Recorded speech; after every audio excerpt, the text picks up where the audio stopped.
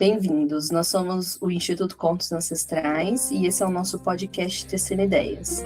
Eu sou a Ana Carolina. Eu sou o Faruk e hoje nós estamos caminhando na nossa análise simbólica, antroposófica e analítica do conto de Hans Christian Andersen, A Rainha da Neve.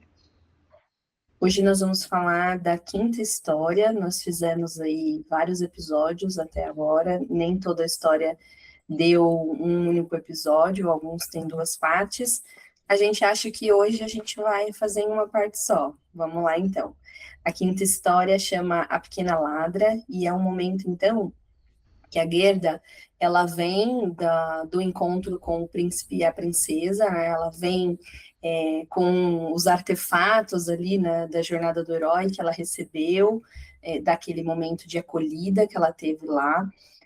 E ela então está bem vestida, ela tem botas que ela recebeu, ela está com uma carruagem dourada, e ela adentra a floresta, e na floresta aquela luz dourada vai iluminar, vai refletir, vai chamar a atenção dos ladrões, que rapidamente vão fazer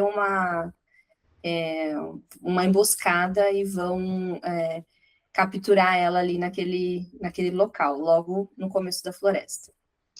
E aí, psicologicamente, né, junguianamente pensando, ela tá vindo com a luz da consciência, né, essa luz dourada da consciência, né, a própria carruagem representando isso, né, a consciência como esse olhar que direciona e unilateraliza também, né, então ela tá indo com essa luz da consciência, e aí a luz da consciência vai chamar a atenção do instinto mais selvagem, mais natural, é, mais perigoso, inclusive. E eu acho que aí já começa daí a nossa leitura de que, por mais conscientes que a gente acha que nós estamos na nossa vida, por mais que a gente esteja direcionado com objetivos lógicos, práticos, vivendo a nossa vida de um jeito aparentemente feliz e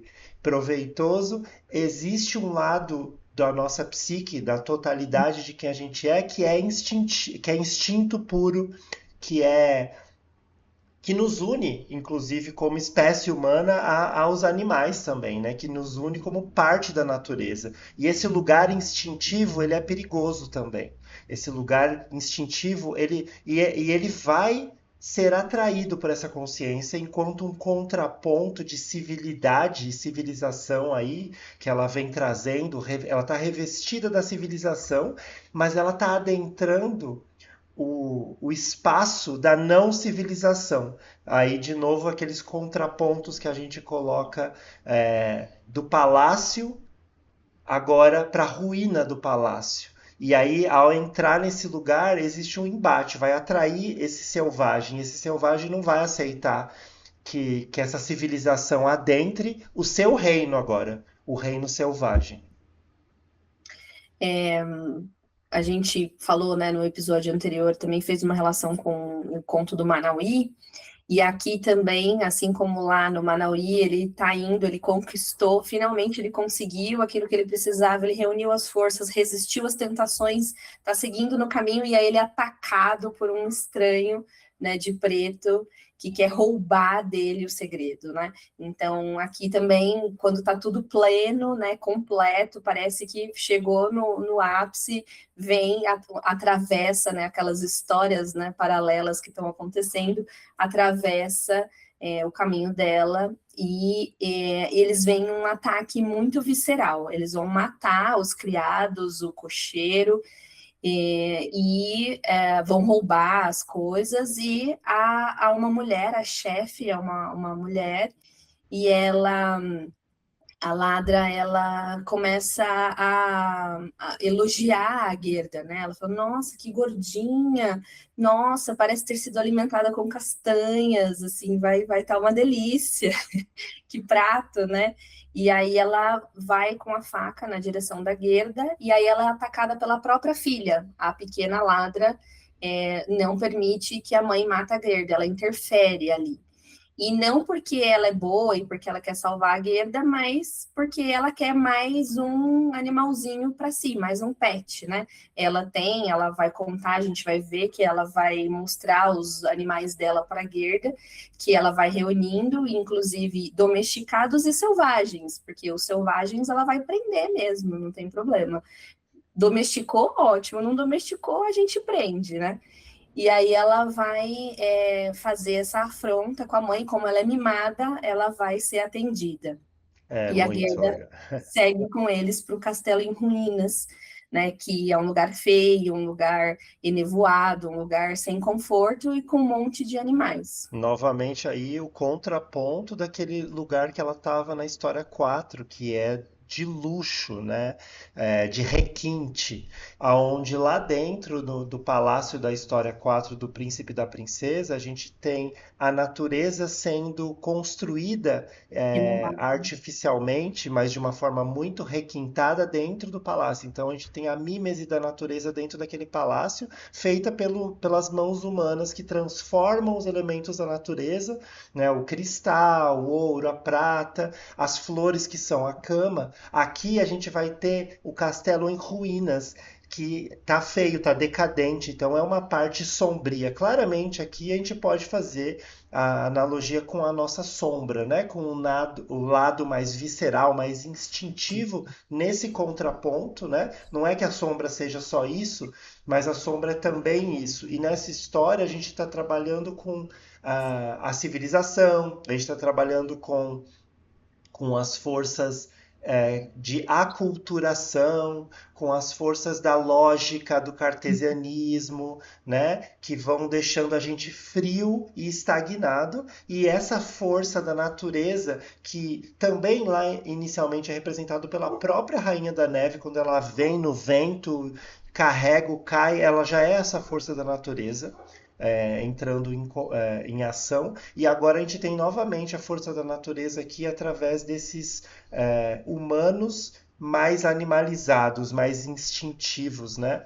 E aí é legal que você falou, né, que ela não ajuda por bondade, né? Ela ajuda por uma coisa pessoal dela, e é porque ela ajuda por um impulso que é suprapessoal, é além do, não é ela humana que está olhando por moralidade para um outro humano e pensa que não é moral matar. Não, ela está agindo por um impulso instintivo, que é justamente o que ela representa, né? E nesse caso, o impulso instintivo dela é cuidar do jeito dela. O cuidar dela é prender para tornar dela, né? É, mesmo que o outro não queira.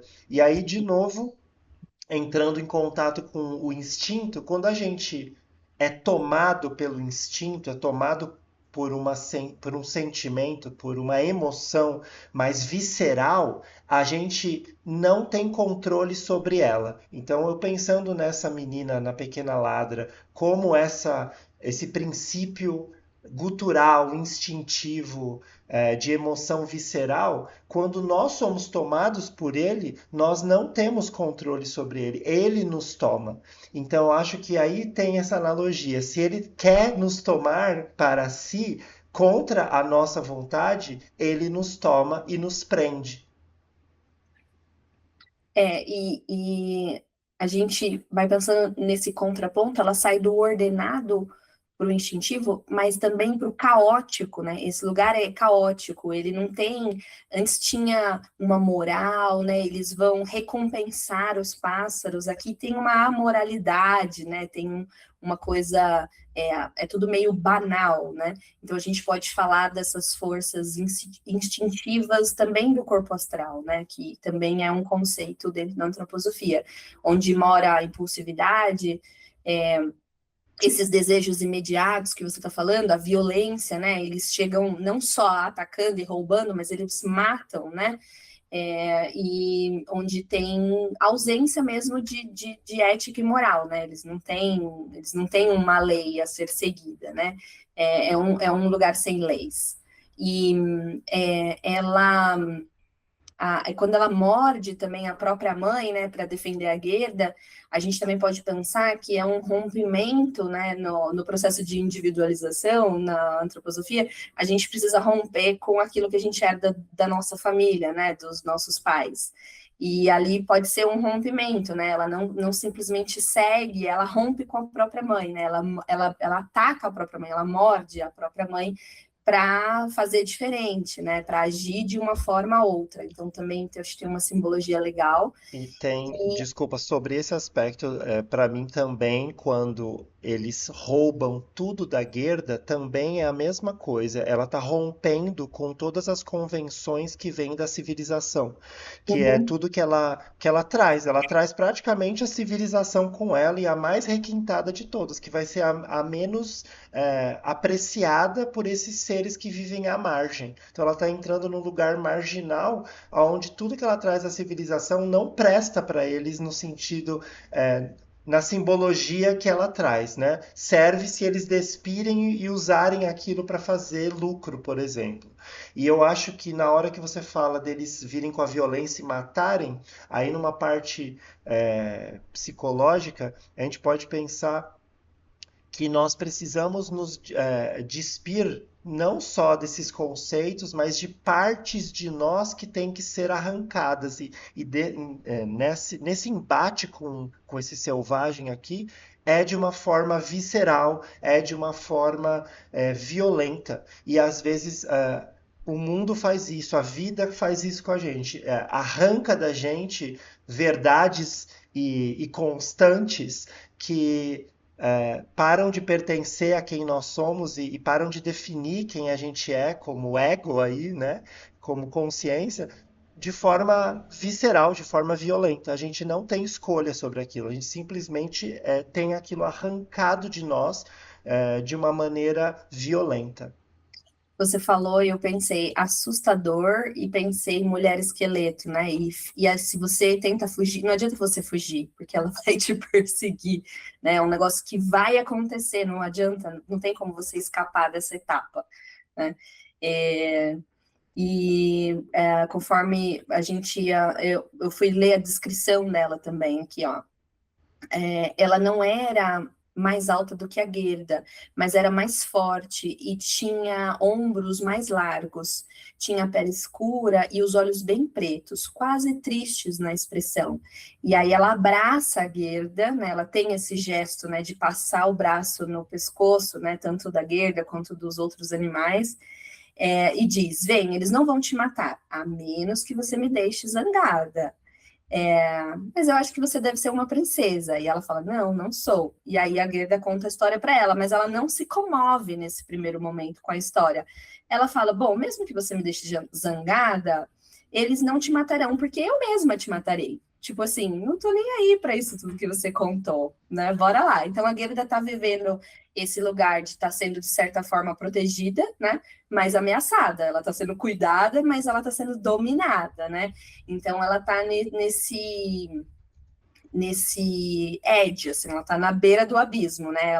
Ela sente medo o tempo inteiro, ela não sabe nem se ela vai sobreviver, né? Então, ela vivendo tudo isso, ela adentra esse espaço, né, do castelo que a gente já comentou, e lá saem animais dos buracos, assim, saem inclusive corvos, urubus, bulldogs, né? Tipo, tem assim todo tipo de animal ali e elas vão tem uma sopa fervendo num caldeirão muito grande, eles estão assando coelhos, lebres, e aí estão bebendo, estão cantando, né? Tem uma balbúrdia assim acontecendo, e ela vai chamar a Gerda para ir dormir com ela, né? E aí quando elas entram e conhecer os animaizinhos dela, especificamente dela, quando elas entram no quarto, a cama tá cheia de pombos.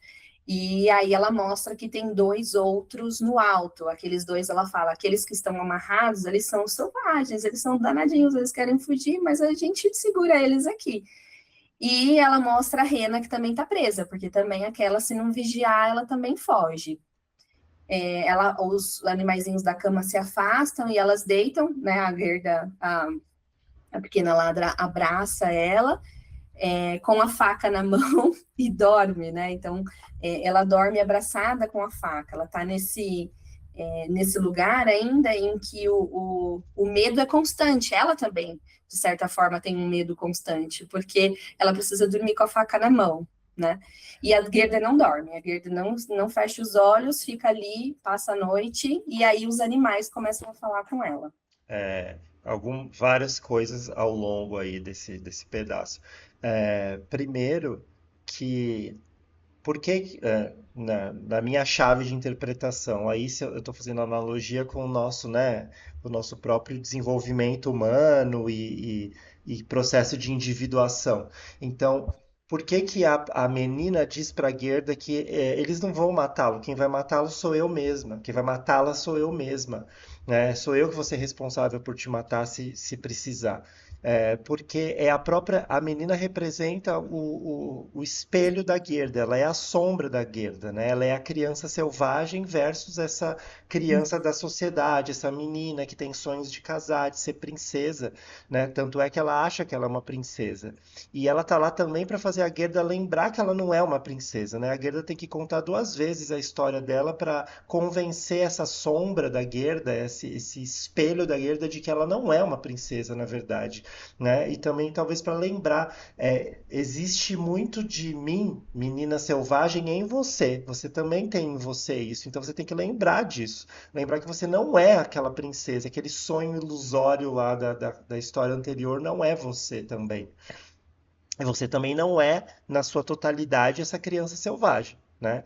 E aí, outra coisa que me chamou a atenção são os aspectos na descrição física dessa menina, da pequena ladra, que são meio masculinizados. Ela tem braços largos, ela é forte, ela ameaça, ela tem um masculino muito mais também, é integrado nela esse masculino, é ok, mas é selvagem também, é um masculino que te afronta, que te ameaça, que te assusta.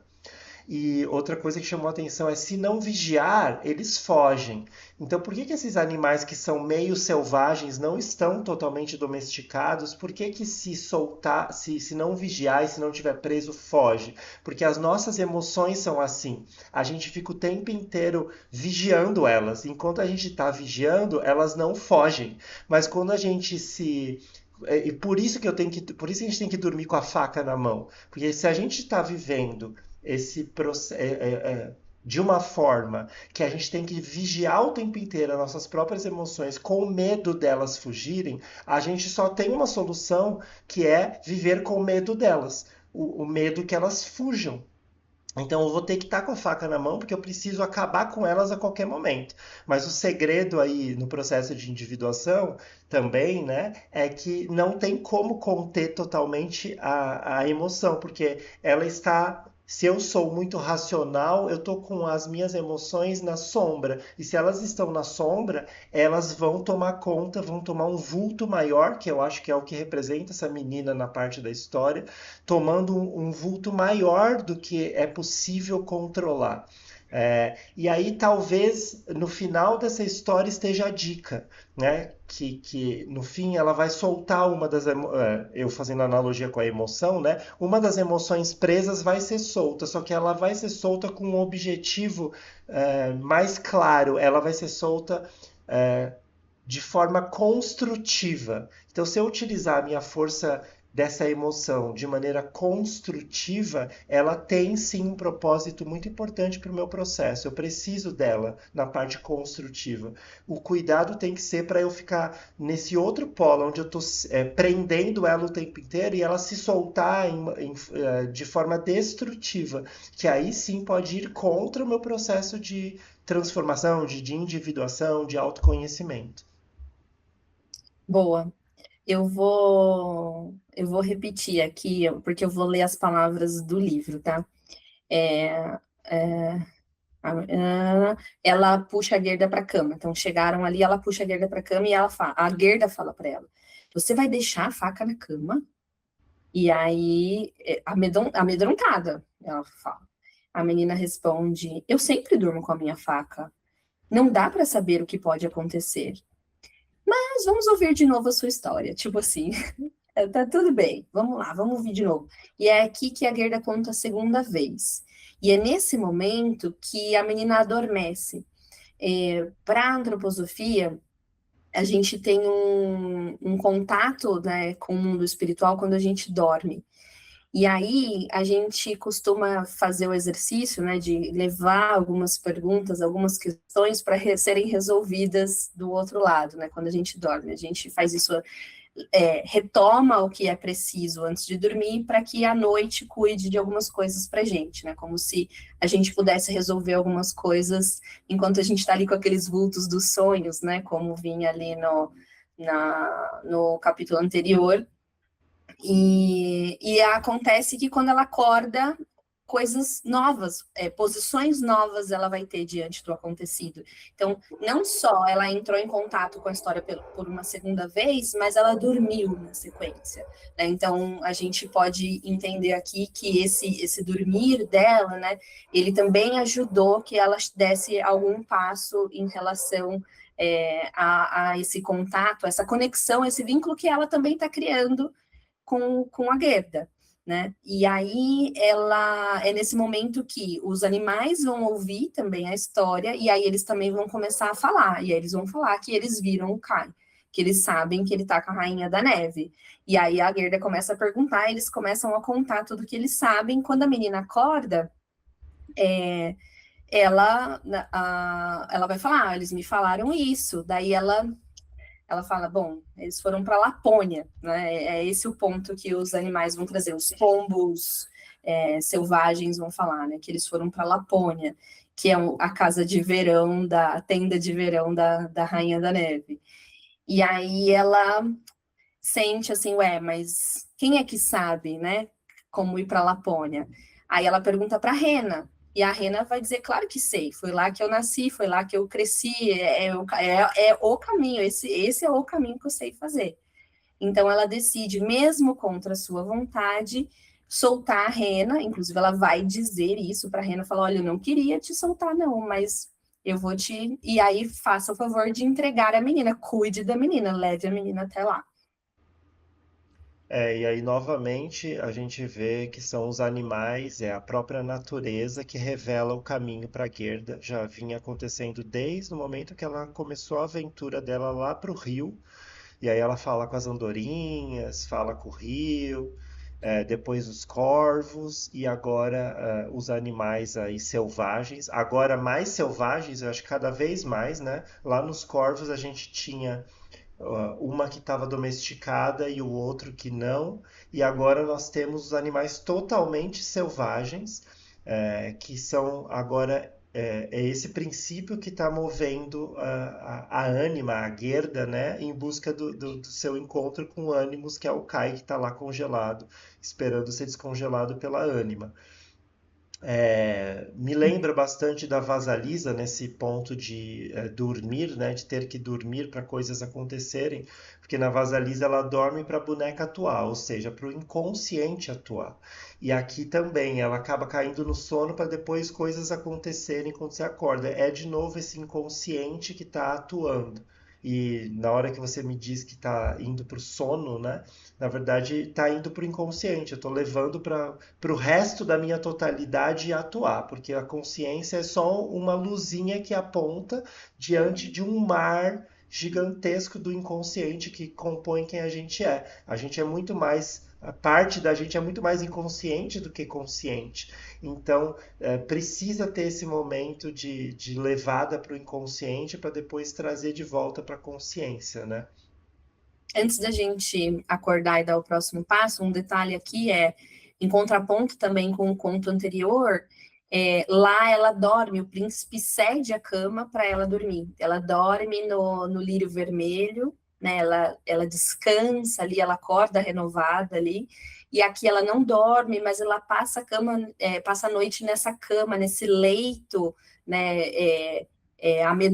Amedrontador, né, caótico e cheio de barulhos, né, os animais ficam fazendo barulhos ali, mas ela, mais uma vez, é colocada nesse útero, né, de formas diferentes aqui, porque lá ela está numa casa de uma mãe boa demais, né? Você fez o paralelo com a Vasalisa, e aqui ela tá na casa da bruxa, né? Exato, ela tá com certeza aqui nesse ponto da Com a Floresta. aventura, ela tá com a Baba Yaga, né? E é isso, né? A gente até comentou em off antes de começar, né?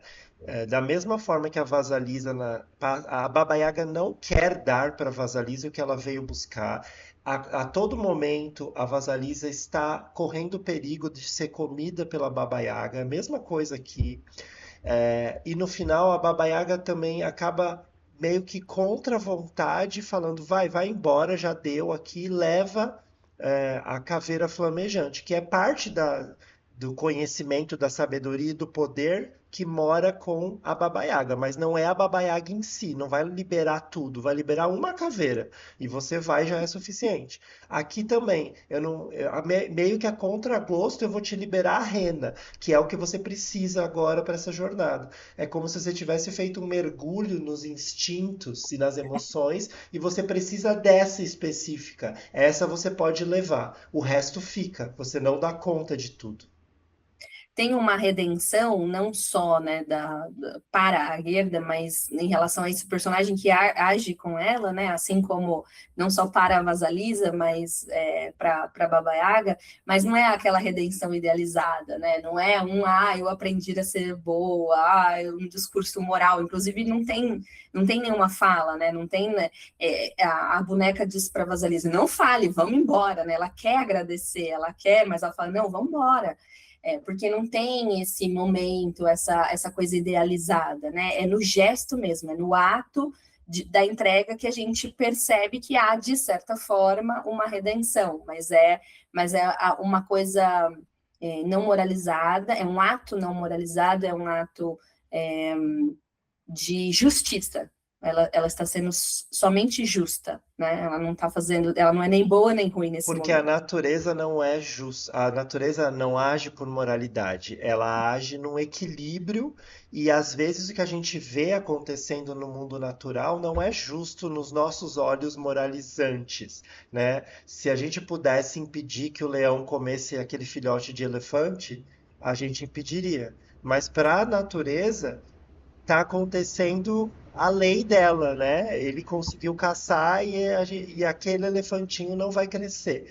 Então, tem uma crueldade na justiça da natureza em si, que a gente olha nos olhos humanos como uma crueldade e como uma bruteza, é algo bruto, é algo árido. A gente falava que essa é uma história difícil de se relacionar. A gente não sai inspirado necessariamente dessa história, mas é porque entrar em contato com os nossos sentimentos brutos não é inspirador necessariamente, não é gostoso, é horrível na verdade, e a gente evita e mantém sim a maior parte do tempo eles presos, mas eles nunca são domesticados. Eu acho que é essa que é a questão aqui. E a gente precisa aprender a lidar com um pouco da força deles, com aquilo que nos cabe lidar no momento certo, para o objetivo certo, aí sim a gente pode soltar.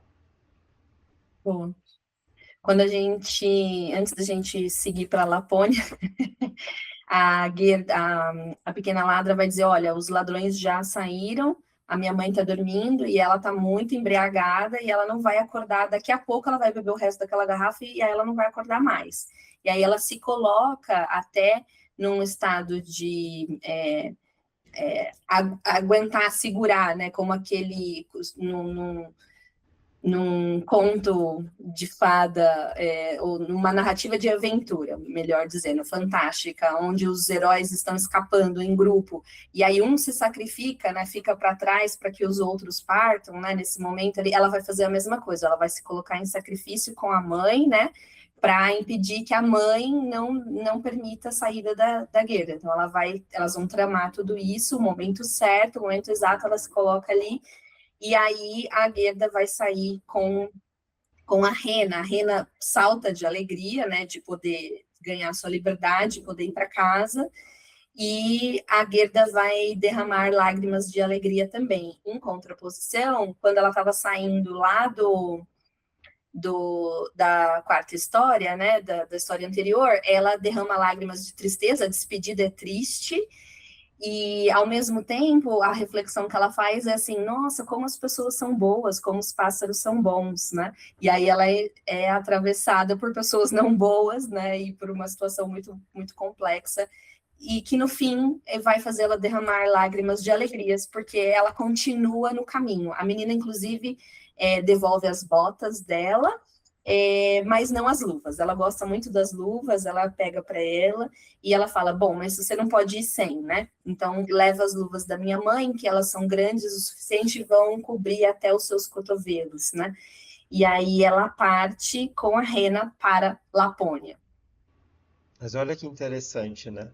Ela, na verdade, não, ela tomou as luvas que não cabiam mais à Gerda, as que pertenciam a ela não mais a serve.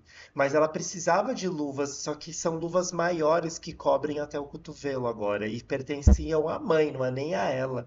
Então, ela para mim é como se tivesse dado a, a caveira flamejante. Eu tô te dando algo que não te pertence, mas que você precisa agora nesse momento, assim como as botas. Mas essa luva que vem da mãe, né? E a mãe era a mais incontrolável, talvez, a que já teria matado ela. Era o instinto mais bruto que estava lá presente. E a menina, no fim, deu um presente que pertence a essa mãe. Ou seja, tem um presente ancestral, instintivo que eu estou te dando, porque nesse momento é desse que você vai precisar. Não te serve mais o outro. O de menininha não serve. Serve o de mulher velha, Bruta. bruta.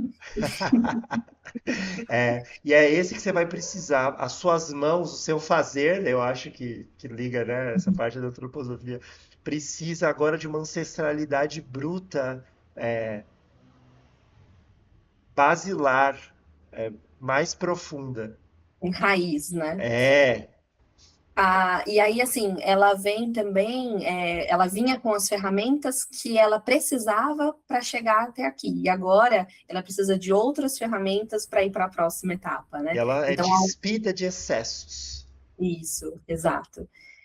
E aí, Lapônia. Acho que uma questão da Lapônia que a gente pesquisou antes, né? Eu não tinha nenhum conhecimento, é que tem algumas histórias folclóricas ligadas que o povo, naquela época, né, o povo da Lapônia tinha mais uma conexão xamânica, né? Ou seja, uma conexão com a natureza mais bruta, na sua fonte mais pura, né? Então, essa coisa desse conhecimento que vem da natureza bruta, do animal, da floresta, é para esse lugar que a Goethe está indo, né? E aí a gente tem os contos iniciais que estão saindo da civilização europeia mais civilizada, desculpe o jogo de palavras, é, dos contos de fada mais tradicionais, de halls de castelo, a gente está entrando agora cada vez mais no folclórico, no bruto,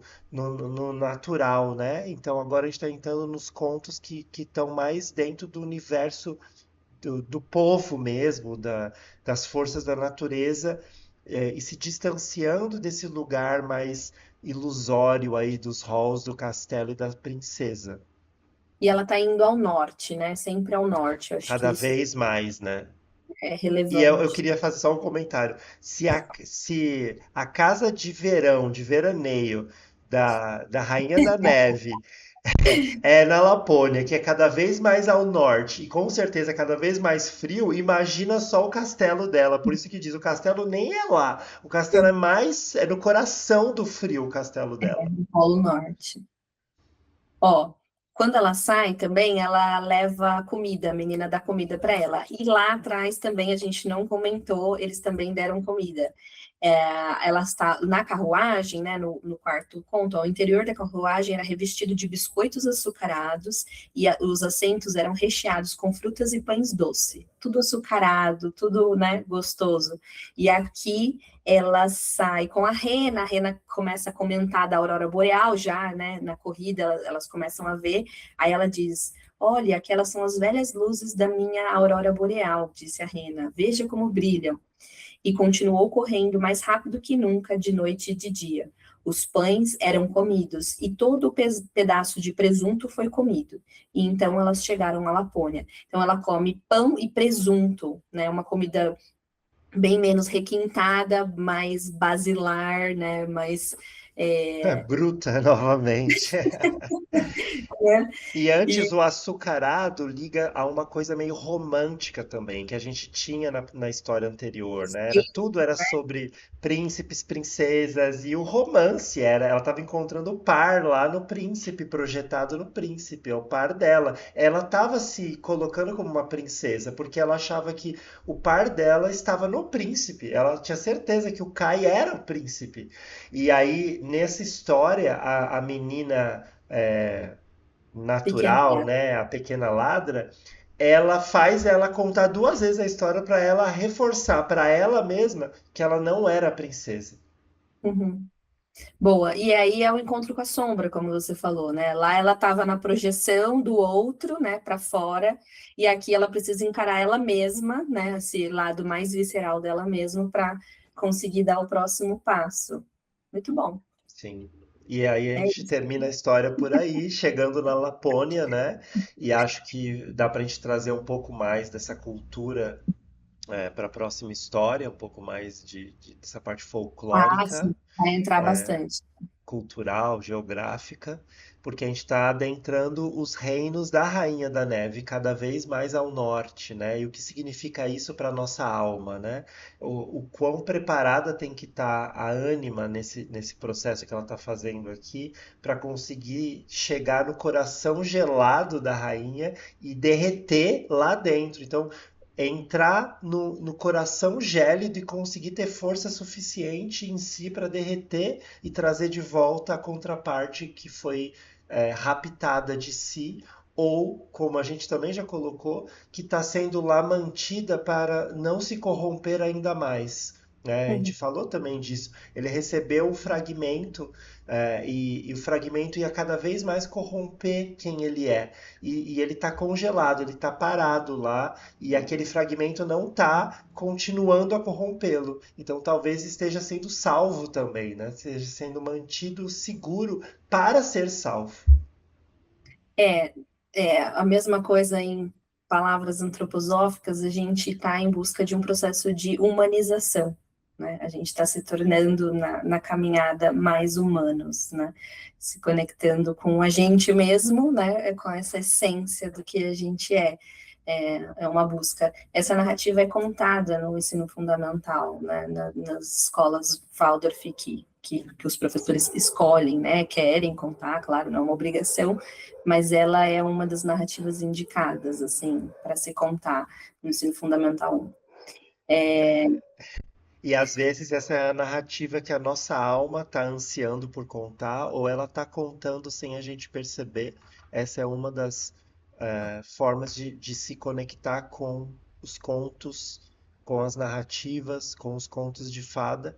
E é por isso também que a gente faz os nossos podcasts, né? Porque a gente está trazendo, a gente está entrando em contato. Quando a gente conta e analisa, a gente está trazendo as nossas ampliações para quem estiver nos acompanhando, mas para a gente mesmo também. A gente está contando essa história para a gente e está percebendo que movimentos dessa história a gente já passou, que momentos a gente está parado, que parte de nós está congelada e que parte de nós está fazendo esse processo difícil da Gerda, da alma humana, de se humanizar e para o Jung, para a psicologia analítica, de individuar, né? De busca de significado, né?